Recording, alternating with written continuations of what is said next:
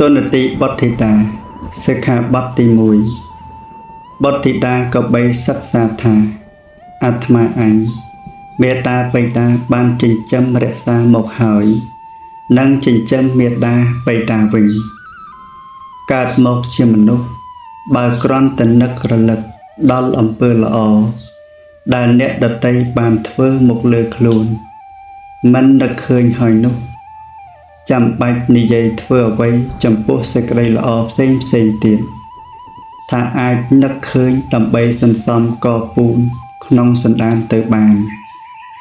បាក់សីស៊ីផ្លែពោជ្រៃអស់ហើយចេញមិនបែរក្រោយរឿងនេះមិនគួរឲ្យតេះដៀលទេ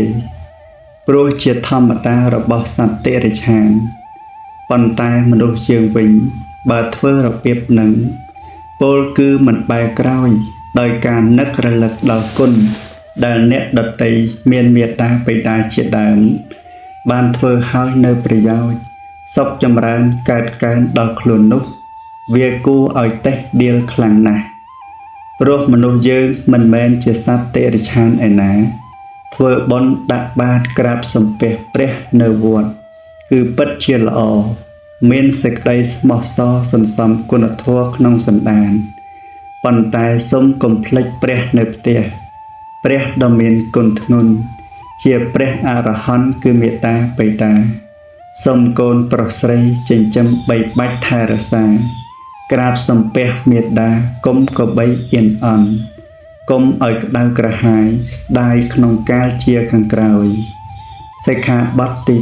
2បទធីតាក៏បីសិក្សាថា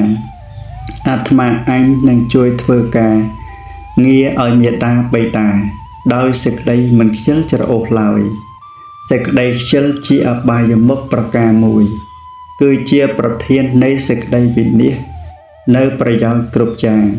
ដូច្នេះបើយើងខ្ជិលធ្វើការឲ្យអ្នកដទៃប៉ុន្តែមិនគួរខ្ជិលធ្វើសេចក្តីល្អឲ្យដល់ខ្លួនឯងឡើយសត្វឆ្មាយំទីរកចំណីចង់ឲ្យយើងធ្វើសេចក្តីល្អជាមួយវាសត្វសំណក់ជាដើមក៏ដូចគ្នា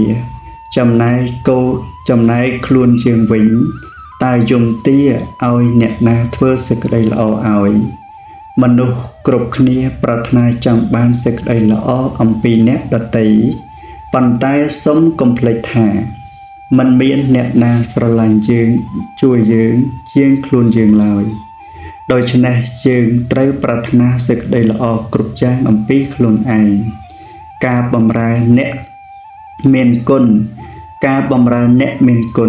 គឺជាសម្បត្តិដ៏ប្រពៃជាសេចក្តីល្អមួយដែលអ្នកធ្វើត្រូវបានទទួលដោយខ្លួនឯងយ៉ាងពិតប្រាកដការងារប្រពៃគឺជាព្រះស្ថិតក្នុងសន្តានចិត្តពិតជាជួយសត្វលោកឲ្យរួចផុតចាកបាបកម្មនិងពៀរវេរាមានផលផុតចាកទុក្ខភ័យសូមកូនប្រុសស្រីរក្សាព្រះក្នុងផ្ទះនិងព្រះក្នុងសន្តានចិត្តកុំក៏បីធ្វេសប្រហែសឡើយសិក្ខាបទទី3បទធីតាក៏បីសិក្សាថាអាត្មាអញនឹងតម្កល់តម្កើងនៅវង្សត្រកូលឲ្យបានល្អចរិយាមេរយាទជារឿងសំខាន់ណាស់បទធីតាក៏បីរក្សាខ្លួនដោយសិលធម៌ការរក្សាសិលជាការធ្វើសេចក្តីល្អឲ្យដល់ខ្លួនឯងដោយមិនចាំបាច់អស់ទុនឡើយគ្រាន់តែអាស្រ័យលើស្មារតីថែទាំខ្លួនសិក្សាស្វែងយល់អំពីសុជីវធម៌សណ្ដាប់ធ្នាប់ល្អព្រមដោយការបដិបត្តិដោយប្រពៃការបានសម្រេចផលកម្រៃដ៏ប្រសើរគឺបានធ្វើជាមនុស្សល្អម្នាក់លើកស្ទួយវង្សត្រកូលផងប្រទេសជាតិរបស់ខ្លួនផងសង្គមមនុស្សទាំងមូលផងកូនប្រុសស្រីទាំងឡាយអ្នកទាំងឡាយកុំខ្លាចសិលឡើយកុំគិតថាសិលជារឿងលំបាកឲ្យសោះសិលមិនមែនជាសត្រូវរបស់កូនទេកិលេសក្នុងចិត្តរបស់កូនទេតើដែលជាសត្រូវធ្វើនៅការបៀតបៀនដល់កូននោះចំណែកសិលគឺជាមិត្តល្អគ្រប់ពេល ជាសិរីមង្គលពិតប្រកបសូមកូនពិចារណាផងចុះការតម្កល់តម្កើងនៅវងត្រកូលក៏ជាការដែលកូនប្រុសស្រីតម្កល់ខ្លួនឯងឲ្យប្រពៃក្មេងគ្មៀតសិក្សារៀនសូត្រផ្លូវលោកផ្លូវធម៌ចេះជួយសង្គ្រោះអ្នកដទៃសាងស្នាដៃប្រកបដោយសីលធម៌សិក្ខាបទទី4បុត្រធីតាក៏បីសិក្សាថាអាត្មាអញនឹងបដិបត្តិឲ្យបានសមគួរជាអ្នកទទួលនៅទ្រព្យមរតកមេត្តាបិតាទោះបីមានទ្រព្យតិចច្រើនប៉ុណ្ណាក្តីគ្មានអ្វីដែលគួរឲ្យសង្ស័យឡើយបើថាគាត់កំណាញ់ក៏តែជាមួយនឹងអ្នកដទៃប៉ុណ្ណោះឯចំណែកខាងកូនរបស់គាត់ពេញនោះមានប៉ុន្មានទុកឲ្យទាំងអស់ទុកឲ្យដោយចិត្តរីករាយកក់ក្ដៅជាទីបំផុតដូច្នេះចូលកូនប្រុសស្រីកុំក៏បីធ្វើក្តីអស់សង្ឃឹមឲ្យដល់មេត្តាបិតាត្រូវខំបដិបត្តិខ្លួនឲ្យរឹងប៉ឹងមាននៅមារយាទល្អសម្ដែងនៅការសមគួរឲ្យជាទីទុកចិត្តដល់មេត្តាបិតាដាច់ខាតកុំមើលងាយទ្រព្យមរតកឲ្យសោះទោះបីតិចតួចឬមិនប្រណិតយ៉ាងណាក្តីព្រោះក្នុងមរតកនោះបានបង្កប់ទៅដោយមនោសញ្ចេតនាដ៏ជ្រាលជ្រៅប្រកបដោយព្រហ្មវិហារធម៌អាណិតស្រឡាញ់និងមេត្តាដ៏ខ្លាំងក្លាកាយវិការរឹងប៉ឹងតែចិត្តទន់ភ្លន់ស្រទន់ដូចមេឃស្រទុំចំពោះបុត្រភ្ងាស្ងួនពិសីសូមកូនប្រុសស្រីក៏បីទទួលឲ្យបាននៅមរតកពិសេសគឺព្រហ្មវិហារធម៌របស់មេត្តាបិតាហើយក៏បីពង្រីកចែក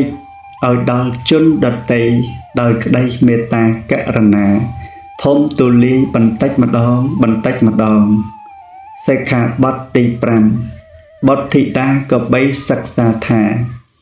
អាត្មាអញត្រូវធ្វើបុណ្យឧទ្ទិសតក្ខណាទានដល់មេត្តាបិតាដែលធ្វើការកិរិយាទៅកាន់ប្រលោកហើយតក្ខណាទានគឺទានដែលអ្នកធ្វើជាកម្មជាផលហើយបានធ្វើដល់តក្ខណីយបុគ្គលតក្ខណីយបុគ្គលគឺបុគ្គលមានគុណធម៌ខ្ពង់ខ្ពស់ដូចជាសិលគុណជាដើមជាបុគ្គលសំគួរនឹងទទួលនៅតក្ខណាទានចំណែកពាក្យថាតក្ខណានុបទានគឺជាអំណោយបុណ្យបានដល់ការឧទ្ទិសនៅតក្ខណាទាន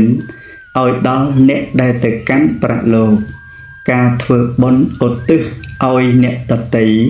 ជាសេចក្តីល្អពីរយ៉ាងមួយយ៉ាងគឺបុណ្យថ្នាក់ទានមានភាពជាឥស្សរៈលើកិលេសម្យ៉ាងទៀតគឺបុណ្យបត្តិទានមានចិត្តល្អប្រកបដោយមេត្តាឬការដឹងគុណចែកបុណ្យឧទ្ទិសកុសលអំពើល្អទាំងពីរយ៉ាងនេះគឺអ្នកធ្វើបានឧទ្ទិសឲ្យខ្លួនឯងទាំងស្រុងសម្រាប់ជួយខ្លួនឲ្យរួចអំពីសភាពជាមនុស្សអាក្រក់បើកូនចៅប្រាថ្នាពរគឺរបស់ដែលប្រសើរសូមកូនចៅបំពេញហេតុ